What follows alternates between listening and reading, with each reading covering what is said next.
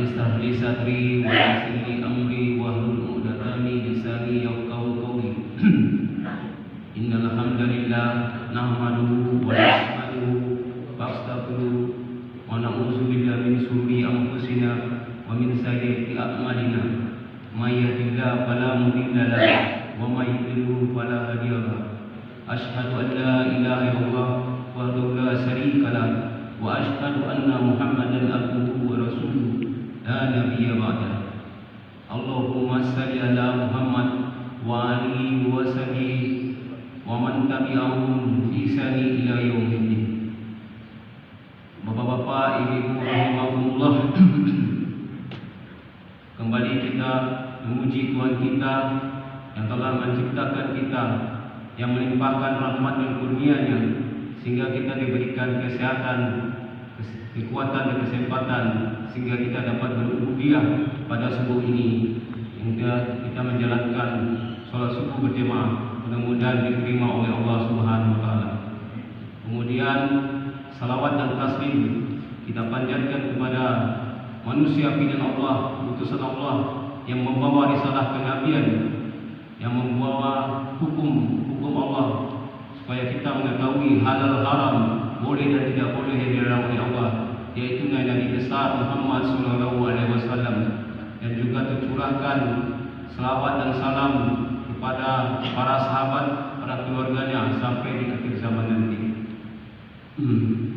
Salam penghormatan akan dibalasi oleh Allah dengan 10 kali tambahan rahmat. Tambah rahmat itu berisi 1. Kehidupan di dunia, kemudian penghapusan dosa, 3. Peninggian derajat di dunia dan di akhirat, kemudian syafaat salawat yang kita sampaikan mudah-mudahan menjadi syafaat bagi kita di akhirat nanti, agar kita bisa selamat menuju jalannya surga yang kita idam-idamkan di dunia ini. Bapak, ibu, rahimahullah, pada pagi ini saya coba membahas masalah adab niat. Niat adalah tekad untuk menjalankan ibadah dengan ikhlas karena Allah Subhanahu wa taala yang letaknya di hati atau di batin. Jadi niat ini adalah amalan hati. Semua tergantung pada hati kita, dan di mana kita berniat itu akan menjadi tujuan daripada ibadah yang atau amalan yang kita lakukan. Para ulama mendefinisikan ikhlas ini berbeda-beda redaksi. Seperti Syekh Alis Abdul Salam menyampaikan, ikhlas adalah seorang mukallaf mengerjakan amal ibadah semata karena Allah, tidak mengharapkan penghormatan dan pengagungan dari manusia, dan juga tidak mengharapkan manfaat dan menolak bahayanya. Kemudian Syekh Utsaimin berpendapat bahwasanya definisi ikhlas karena Allah adalah seorang muslim melakukan tujuannya adalah melakukan taqarrub ila Allah dan hanya mengharapkan kemuliaan di tempatnya. Kemudian menurut Syar'i, pengertian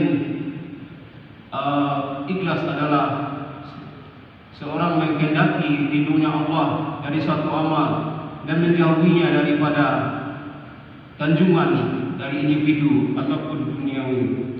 Jadi ikhlas tersebut yang pertama, kita mengharapkan ridhonya Allah, karena tanpa ridhonya Allah semua itu tidak akan bisa kita terima nantinya. Yang kita harapkan yaitu surganya Allah di akhirat nanti.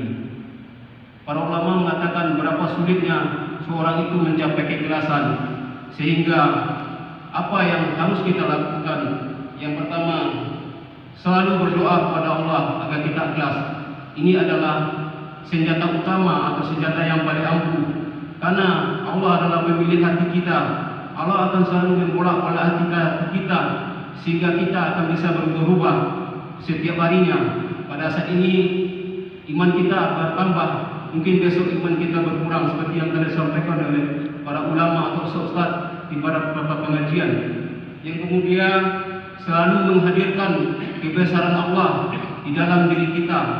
Kita adalah makhluk sementara Allah adalah Khalik. Allah Maha Besar, tidak ada yang lebih besar daripada Allah. Jadi kita harus orientasi kepada bahwasanya kita adalah makhluk yang kecil sekali, sementara Allah adalah yang paling besar, sehingga kita akan merasa tawadhu dan tidak bisa sombong dengan ibadah-ibadah yang kita lakukan. Yang ketiga adalah menyembunyikan amal. Artinya di sini kita tidak boleh memberitahu orang lain bahwa kita tidak bisa beramal, seperti yang terdapat dalam hadis Bukhari nomor 1423 dan Muslim nomor 1301. Kalau kita bersedekah, tangan kanan bersedekah, jangan sampai tahu tangan kiri. Ini artinya bahwasanya kalau kita bersedekah, orang lain tidak tahu. Tapi pada saat ini banyak fenomena di media sosial. Orang banyak mengupload atau memposting mereka telah beribadah, seperti kemarin di bulan puasa banyak kita lihat bahwasanya hari ini setelah sampai juz ke-20, juz ke-30. Sebenarnya itu tidak boleh disampaikan, karena kalau nanti ada komentar dari para orang lain, oh hebat ya, sudah sampai 20 juz, itu akan menjadi peluang kita untuk berbuat merasa disanjung. Jadi kalau sebisa mungkin jangan sampai ada peluang-peluang yang membuat kita menuju atau terbesit perasaan bahwasanya kita itu telah melakukan perbuatan baik sehingga disanjung orang. Inilah yang membuat ibadah kita akan melenceng niatnya. Yang ketiga, selalu melihat orang yang lebih baik dari kita. Jadi kalau dalam hal beribadah kita harus selalu melihat ada orang yang lebih baik dari kita. Kenapa? Karena kita akan merasa bahwasanya kita selalu berkekurangan, sehingga kita akan selalu berbuat baik untuk berbuat ikhlas dalam beribadah ini. Jangan sampai kita merasa lebih baik daripada orang. Itu akan membuat kita menjadi sombong dan akan membuat kita menjadi yang tidak sesuai dengan tuntutan daripada Allah Subhanahu wa taala. Kemudian dalam beribadah itu kita tidak boleh mencampurkan niat kita. Ada beberapa golongan dalam orang mencampurkan niat. Yang pertama, seseorang bermaksud untuk takarub kepada selain Allah dan ibadahnya untuk mendapatkan sanjungan dari orang lain. Perbuatan ini membatalkan amal dan termasuk syirik. Sebenarnya hadis Nabi dari Ibnu Majah nomor 404 dari Abu Sa'id berkata, Rasulullah datang mendatangi kami ketika kami sedang membicarakan Al-Masih Dajjal. Kemudian beliau bersabda, maka saya tunjukkan kalian apa yang bisa lakukan dari Masih Dajjal. Mau ya Rasulullah, yaitu syirik tersembunyi, yaitu seorang yang melaksanakan ibadah solat, lalu dia membaguskan solatnya karena dia melihat pandangan orang lain. Jadi kita beribadah itu tidak melihat pandangan orang lain, karena kalau kita melihat pandangan orang lain, itu akan merasa kita akan menjadi yang namanya riya, yaitu perbuatan di samping kita beribadah, kita juga berharap sanjungan dari orang lain.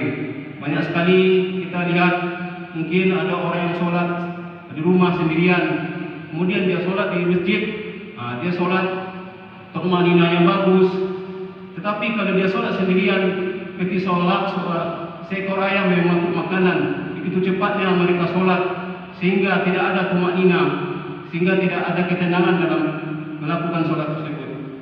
Yang kemudian orang yang kedua adalah ibadahnya dimaksudkan untuk mencapai tujuan duniawi, seperti menjadi pemimpin, mendapatkan kedudukan dan mendapatkan harta. Mungkin fenomena ini kita bisa lihat pada saat pemilu. Ya, banyak para caleg yang datang ke pondok pesantren, yang datang ke masjid menyumbang untuk mengharapkan mereka dipilih untuk menjadi anggota legislatif. Mungkin pernah kita melihat beberapa tahun lalu waktu pemilu, banyak daripada caleg yang gagal. Kemudian mereka marah-marah dan meminta kembali karpet yang telah disumbangkan ke masjid, karena pada daerah tempat dia berharap dapat pemilihan itu mereka kalah, sehingga apa yang mereka lakukan itu tidak sesuai dengan apa yang diharapkan oleh Allah, bahwasanya beribadah itu hanya semata untuk Allah, tidak mengharapkan balasan duniawi. Ini mungkin fenomena-fenomena yang ada di dunia ini pada saat mungkin nanti kita bisa lihat pada pemilu 2024, banyak para caleg yang pergi ke pondok pesantren, sowan kepada ulama, kemudian memberikan bantuan ke masjid atau ke rumah-rumah ibadah lainnya. Yang mereka harapkan bukan hanya ridha Allah, tetapi mereka harapkan adalah nanti dia akan terpilih sebagai calon legislatif. Kemudian yang ketiga,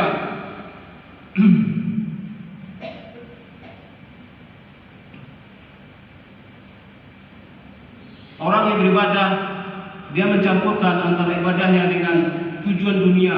Seperti kalau dia toharah, dia beranggapan untuk membersihkan badan. Kalau dia berpuasa, dia menyertakan untuk diet. Kemudian kalau mereka pergi haji, mereka menyertakan untuk pergi berziarah, berjalan-jalan untuk melihat jamaah lain. Ini pernah beberapa hari yang lalu kita bisa lihat ulama Arab Saudi menyindir para jemaah haji dari Indonesia yang suka selfie di saat khatib Jumat. Di mereka suka berfoto-foto dan berpura-pura mereka berdoa dan difoto. Mereka memposting foto mereka di Instagram, di Facebook, sehingga mendapat sindiran daripada ulama Arab Saudi bahwasanya mereka itu sebenarnya mereka pergi beribadah bukan hanya tujuannya untuk melakukan ibadah, tetapi hal ini kalau mereka tujuan mereka berat untuk beribadah, itu masih bisa dianggap bagus, dan tapi akan mengurangi ganjaran pada saat amal ibadahnya di sisi Allah Subhanahu wa taala. Dan kalau mereka tujuan ibadahnya lebih berat untuk pergi berziarah atau melakukan kunjungan-kunjungan tempat berziarah, akan menyeret mereka kepada dosa. Karena ini bisa kita lihat apakah tergantung dari mereka, apakah lebih berat kepada ibadah atau lebih berat kepada dunia.